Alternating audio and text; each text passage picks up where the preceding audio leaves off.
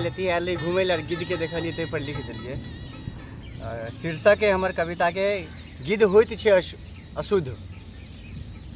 घरक चार पर बैसल छल गिद्ध, लालटून छल परेशान, प्रोपट्टाक लोक सब भ रहल छल हैरान।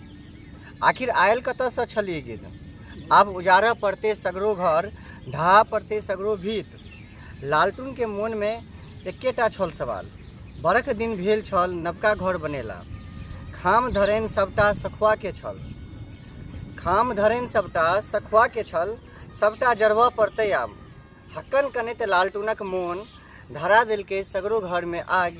अब परिवारक खुशी के लेल अशुद्ध होइत छे गिद्ध। सोझा में बैस कने लागल लालटून, धू धू कर जरे लागल सगरो घर।